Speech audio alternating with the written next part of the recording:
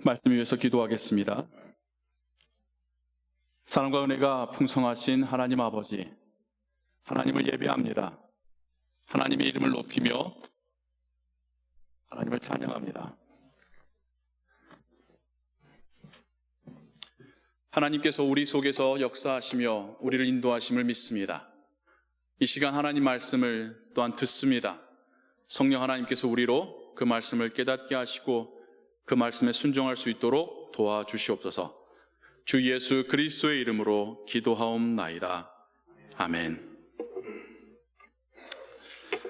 11월은 추수감사절이 있으며 또 우리 교회에서 임직자를 세우는 달이며 또한 1년을 또 감사로 마무리해가는 달이기도 합니다. 그래서 11월에는 교회라는 주제를 가지고 하나님 말씀을 여러분들과 함께 또 나누기를 원합니다. 지난 시간에는 요한 서신에서 특별히 1서에서 하나님은 사랑이시고 하나님이 우리를 먼저 사랑하셨고 그 하나님의 사랑의 방식은 그 아들을 우리에게 주시는 것이었고 이제는 우리가 서로 사랑하기를 바라시고 우리의 사랑을 통하여서 우리도 하나님을 더욱 알게 되고 경험하게 될 뿐만 아니라 하나님을 모르는 자들도 우리의 사랑의 모습을 보고 우리의 사랑을 그들이 맛보고 하나님을 알게 될 것이다라고 하는 요한 서신을 함께 들었습니다. 교회와 또 신앙의 그 핵심에 하나님은 사랑이시다라고 그 말씀이 있음을 함께 발견했지요. 오늘은 로마서에 있는 말씀을 통하여서 하나님의 나라에 대한 굉장히 굵직하고 핵심적인 그 정리를 우리가 함께 또한 듣기를 원합니다. 로마서는 로마에 있는 성도들을 향하여서 사도 바울이 쓴 편지입니다. 그런데 재미있는 것은 다른 서신들과 다른 점이 아직 바울이 만나보지 않은 사람들에게 쓴 편지라는 점이 다른 여타의 바울의 서신서들과는 다른 점입니다. 다른 서신서를 쓸 때에는 바울이 만났던 사람이고 또 바울이 개척하여 세운 교회의 성도들에게 쓰는 편지예요. 또한 더불어서 그들로부터 들려온 소식들에 대한 일종의 바울의 목회적인 반응이 서신서에 담겨져 있습니다.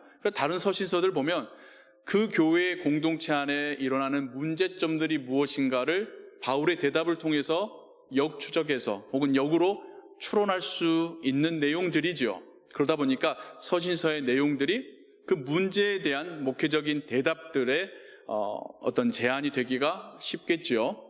하지만 로마서만큼은 아직 만나보지도 않은 그들에게 바울이 방문하기 전에 먼저 아직 그들에게 사도가 방문하지 않았기 때문에 하나님의 말씀, 우리가 예수 그리스도로서 구원받는다는 게 무엇인지 성령 하나님은 어떻게 우리한테 역사하시는지에 대하여서 믿는 자의 공동체인 교회는 이 세상 가운데 어떤 모습이어야 될지에 대하여서 그가 아주 장대하게 아주 방대한 주제를 일목요연하게 적어서 쓴 종합적인 목회 서신서가 로마서입니다. 그래서 로마서에서 많은 어떤 신학적인 혹은 설교의 주제들이 나오고 또 바울의 서신서 중에 로마서를 으뜸으로 꼽는 이유고 또 이 바울의 로마서를 통하여서 기독교 신앙의 아주 중요한 틀들이 마련이 된 것이죠. 그리고 그 서신서의 마지막 부분, 교회를 향하여서 그가 주는 물론 그 개인의 가르침이 아니라 하나님께서 주신 메시지가 하나님의 성령에 영감되어서 바울을 통하여서 쓰여진 그 메시지가 교회를 향한 메시지인데 그 메시지 가운데 하나님의 나라는 먹는 것과 마시는 것에 있지 아니하고 의와 평강과 기쁨, 희락에 있느니라. 이 메시지를 하나님께서는 바울을 통해서 우리에게 주고 계십니다. 이 메시지를 통하여서 하나님 나라가 무엇인지 우리 개인에게 하나님 나라가 임한다는 것을 우리가 어떻게 경험할 수 있는 것인지 우리 교회 가운데 하나님의 나라가 드러난다는 것은 어떤 의미인지를 여러분과 함께 묵상하고 나누기를 원합니다. 이제 이 문구만 보시면 우리는 다행히 예배를 시작하며 14장 전체와 15장 중반부까지를 함께 들었습니다. 그래서 여기서 말하는 먹고 마신다라는 게 단지 음식 먹는 것에 대한 게 아니라는 것을 우리는 알지요. 이 문장만 놓고 보면 먹는 거 좋아하시는 분들을 찔림을 받으시라는 건지, 요즘 먹방 유튜버들이 많은데 그들은 뭐 다 잘못됐다는 것인지, 그게 아니에요. 보시다시피 그 당시에 로마 교회만이 아니라 전반적으로 그 당시에 교회들이 겪고 있었던 공통된 문제 3가지를 14장 초반부에 언급하고 있습니다. 첫 번째는 음식에 대한 문제인데, 왜 이게 문제였냐면 우리하고 조금 사뭇 다른 것이, 그 당시에 유통되는 고기들이 80%가 우상 신전에게 먼저 들여졌다가 시장에 나와서 유통되는 거래요. 이거 어떻게 먹을 수 있느냐, 아니면 내가 하나님 믿는 믿음 가운데 이게 어떻게 나의 구원을 해칠 수 있겠느냐라고 대립하는 두 주장들이 있었던 거죠. 저도 어릴 때 생각해 보면 한국 교회에서 교육받을 때에 제사상에 드려진 음식은 저도 모르게 꺼려지게끔 가르쳤던 것 같아요. 여러분, 그런 이야기 들은 적 있어요? 제사에 드려진 음식은 정말 귀신이 먹고 갔는지 맛도 없더라. 귀신이 먹고 간 게 아니라 간을 약하게 해서 그런 겁니다. 근데 우리가 교육받기를 그렇게 받았잖아요. 근데 그게 우리만의 문제가 아니라 문화적으로 그 예전에도 그랬었대요. 우상 신전에 아폴로든 어디 신전에 바쳐졌었던 그 고기인데, 이게 거기에 바쳐졌을지 어떻게 알고 이걸 먹느냐. 우리가 먹는 것에서도 조심해서 우리의 육체의 거룩함을 지켜야 된다. 또 어떤 사람들은 나의 믿음이 이딴 음식으로 더럽혀지거나 훼손되는 그런 상상조차도 하지 않는다. 모든 음식 하나님께서 주신 것으로 감사히 먹으면 되지, 이것 가지고 믿음이 있네 없네 할 필요 없다라고 하는, 서로가 서로를 비난하는 그러한 다툼들이 그때 당시에 일반적인 이야기들이었어요. 또 두 번째, 종에 대한 이야기가 나왔죠. 사역자에 대한 이야기. 특히 바울 본인에 대하여서 그리스도의 사도네 아니네라고 하는 그 논쟁들. 주인이 하인을 세울 것이다. 왜 다른 사람들이 저 하인에 대하여서 비난할 이유가 있겠느냐. 또 세 번째가 날에 대한 이야기죠. 오늘날 우리는 크게 그것에 대해서 논쟁하지는 않습니다만, 그 당시에는요, 원래 6월절인 토요일날 예배 드려야 된다는 사람들과 예수님이 부활하신 썬데이, 일요일, 그리고 우리는 주일이라고 부르는, 주의 날이라고 부르는 일요일에 예배 드려야 된다고 하는 것에 있어서 다툼이 있었던 거예요. 그런 다툼들에 대해서, 서로에 대한 비난들에 대해서 멈추십시오. 그렇게 해서 하나님의 나라가 우리 가운데 임하시겠습니까? 하나님의 나라를 경험한다라는 것, 구원을 확신한다라는 것, 그러한 논쟁이 있지 않습니다. 대표적인 논쟁인 먹고 마시는 것으로 우리가 하나님의 나라를 경험하거나 하나님의 나라를 확신하거나 구원받는 것, 그것으로 우리의 구원이 좌지우지되는 것 아닙니다. 본질은, 하나님의 나라의 본질과 우리의 믿음과 우리의 구원의 본질은 의와 화평과 기쁨에 있습니다. 저는 이 문구를 너무 좋아합니다. 이 문구 중에 세 번째잖아요. 기쁨을 너무나 좋아합니다. 그러면서 이어지는 말이, 그러할 때에, 우리가 이러한 방법으로 사역하고 살아갈 때에 하나님을 기쁘시게 할 뿐만 아니라 세상 사람들에게도 인정을 받게 될 것입니다. 어떤 인정일까요? 하나님의 자녀구나, 그리스도인이구나, 구원받은 자구나, 영생에 대한 확신을 갖고 있는 자구나 라고 하는 인정을 세상 사람들로부터도 받을 것입니다. 그것보다도 더 강력한 복음의 증거는 또 무엇이 있겠습니까? 그래서 오늘 여러분들과 함께 우리 개인의 삶이나 우리의 교회를 두고 의와 화평과 기쁨에 대하여서 함께 나누기를 원합니다. 시작하면서 다시 한번 질문을 또 드려보고 싶어요. 여러분, 최근에 정말 마음 깊은 곳으로부터 기쁨이 차올랐었던 경험 있으십니까? 굉장히 뉴트럴한 질문을 드린 거예요. 뭘 유도하려거나 떠보려는 게 아니라 여러분들에게 여러분의 삶을 돌아보면서 정말 마음 깊은 곳으로부터 차올랐었던, 하나님이 주시는 기쁨으로 가득했었던 그런 적 최근에 있으십니까? 네, 감사하네요. 네, 아직 살아있으시다는 뜻이니까요. 네. 근데 또 어떻게 보면 이게 재미랑은 좀 다른 거잖아요. 재미는 내가 하고 싶은 운동을 하거나 쇼핑을 하시거나 내가 먹고 싶었던 음식을 먹을 때에 피상적으로 나에게 오는 재미, 즐거움이겠죠. 그러나 성경에서 말씀하고 있는 희락, 기쁨은 우리의 영혼 깊은 곳에서부터 우리의 마음 전체를 채우는 정말 퓨어하고 정말 밝고 따뜻한 하나님께서 주시는 그 기쁨일 텐데요. 이 기쁨에 도달하기 전에 우리는 의와 화평을 먼저 이야기해 봐야 합니다. 의로움은 무엇일까요, 여러분? 영어 성경에는 righteousness라고 합니다. right이라는 단어를 쓰고 있는데요. 의로움이라는 것은 그걸 바른 거죠. 의로움을 성경적 입장에서 다시 한번 설명하자면 의로움은 하나님이십니다. 진리는 하나님이에요. 그러니까 하나님의 의로움의 원 소스입니다. 하나님으로부터 의로움이 나온 거잖아요. 하나님이 의로움의 기준입니다. 하나님이 선의 기준이십니다. 하나님께서 이 세상을 창조하신 그 질서 속에 하나님의 의로움이 담겨져 있고 반영이 되어 있지요. 그래서 질서를 따라 살아가는 게 의로운 삶이라고 말하지만 본질적으로는 하나님의 의로움이 성경이 말하고 있는 의로움입니다.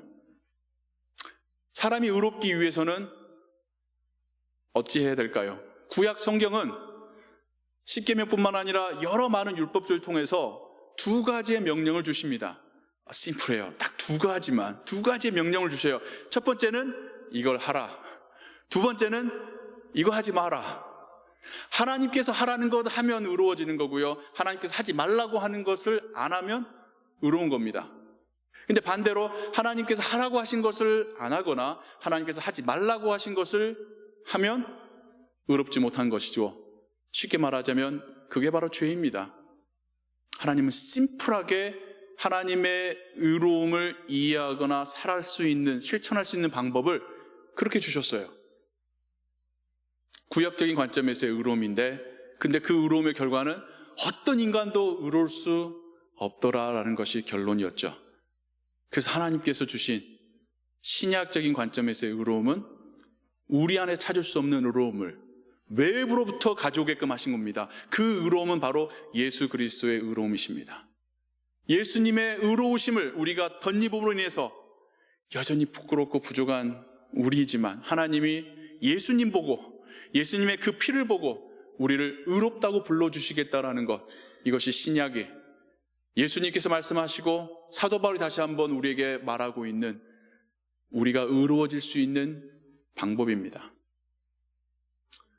그리고 예수님으로 인하여서 구원받은 사람이 다시 하나님께서 하라고 하는 삶을 하고 하지 말라고 하는 것을 하지 않는 삶을 살아갈 때에 우리가 의로운 삶을 살아가는 것이죠.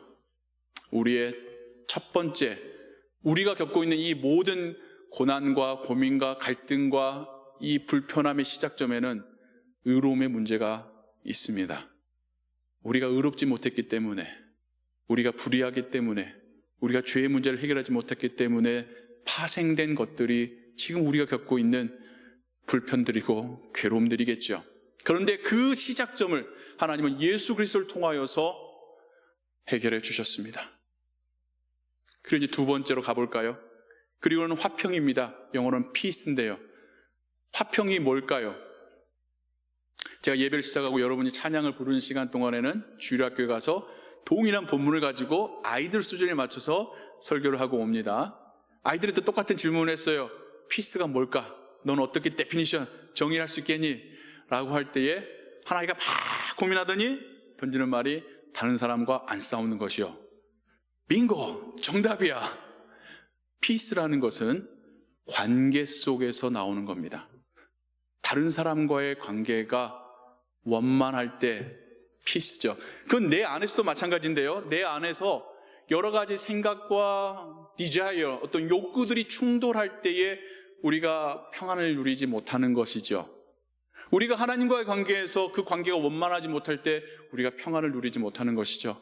예수님께서 제자들에게 보라 하신 다음에 말씀하십니다. 평안을 받으라. 내가 너희에게 주는 평안을 받아 누리라. 예수님이 주시는 것이 평안입니다. 하나님과의 관계를 회복시키시는 분이 예수님이십니다. 예수님께로 구원받은 사람들이 이웃과의 관계를 평화롭게 회복할 수 있습니다. 고린도 후서에서도 하나님은 우리로 화목케 하는 직책을 주셨다라고 말씀하고 있습니다. 의로움이 굳이 삼위 하나님 중에서 성부 하나님과 가장 긴밀하게 연결되어져 있다면 평화와 화평은 예수 그리스도 성자 하나님과 긴밀하게 연결되어져 있는 것이죠. 의로움의 문제가 해결된 사람이 관계의 회복을 할 수가 있습니다. 죄의 문제를 해결한 사람이 하나님과 평화로운 관계를 회복할 수 있습니다. 죄의 문제를 해결한 사람이 주변의 사람들과 가족과 평화로운 관계를 회복할 수 있습니다. 그 평화로운 관계 속에서, 그 의로운 삶 속에서 우린 성령 하나님을 통해서 우리에게 주시는 진정한 기쁨을 맛볼 수 있습니다. 만약 우리가 진정한 기쁨을 맛보지 못하고 있다면 우리의 관계 속에서 어긋나 있는 것들이 있지는 않는지 돌아보아야 할 겁니다. 왜 그 관계가 어긋난지를 찾으려면 우린 더 근원적인 문제로 가서 우리가 혹 하나님께서 하라고 하신 것을 하지 않았는지, 하나님께서 하지 말라고 하신 것을 하진 않았는지를 살펴보아야 할 것입니다. 하나님과의 관계에서도 마찬가지지만 여러분, 가깝게는 우리 가족과의 관계에서도 마찬가지예요. 부부 사이에서 평화가 없고 부부 사이에서 기쁨이 없다면 혹 내가 나의 배우자에게 해야 될 일을 하지 않거나 하지 말아야 될 것을 하진 않았는지 돌아보아야 합니다. 혹 자녀와의 관계 속에서 불편함이 있다면 내가 자녀에게 해야 되는 것을 하지 않았는지, 하지 말아야 될 것을 혹은 한 적은 없는지 돌아보아야 할 것입니다. 만약 그걸 하나님께서 우리로 발견케 하신다면 우린 다시 돌아와 하나님 앞에 예수 그리스도의 보혈을 의지하여 용서를 구하고 하나님께서 우리의 죄를 씻어주시고 회복시켜 주시기를, 다시 의로운 삶으로 해야 될 것을 하고 하지 말아야 될 것을 하지 않는 삶으로 인도해 주시기를 구해야 할 줄로 믿습니다. 그건 교회도 마찬가지죠. 교회가 세상 가운데 교회로 보이려면, 교회의 영향력을 끼치려면 교회가 먼저 의로워야 합니다. 교회가 불법을 저지르면서 어떻게 복음이 들려지게 되겠습니까? 코웃음 치거나 조롱하지 않으면 다행이겠죠. 교회가 세상 가운데서 해야 될 일을 해야 되고 하지 말아야 될 일은 하지 않아야 됩니다. 그럴 때 하나님께서 그 교회를 사용하실 수 있습니다. 교회는 그 내적으로나 외적으로 피스메이커야 합니다. 먼저 우리 안에 화평이 없다면, 우리들 사이에서의 관계에서의 화평이 없다면 우리가 어딜 가서 예수 그리스도를 증거할 수 있겠습니까? 불편한 우리들을 보면서 오히려 치근해 여기지 않겠습니까? 마찬가지로 우리는 세상 가운데 나아가서도 피스메이커가 되어야 됩니다. 분란을 조종하는 사람이 되어서는 안 되겠죠. 직장에서든 아니면 여러 가지 일터에서든 우리는 피스메이커로서 불림받았습니다. 그러할 때에 우리의 기쁨이 그들에게도 전파될 줄로 믿습니다. 우리 안에 역사하신 성령 하나님께서 그들에게도 복음과 함께 찾아가게 되실 줄로 믿습니다. 혹 주변에 아직 주님을 영접하지 못한 가족들이나 혹은 가까운 이들을 위하여 기도하고 계신 분들 계시면 그들 앞에서 내가 먼저 하나님 말씀을 따라 의로운 삶을 살기를, 하나님과 그와의 평화로운 화평의 관계를 맺기를 먼저 구해야 될 줄로 믿습니다.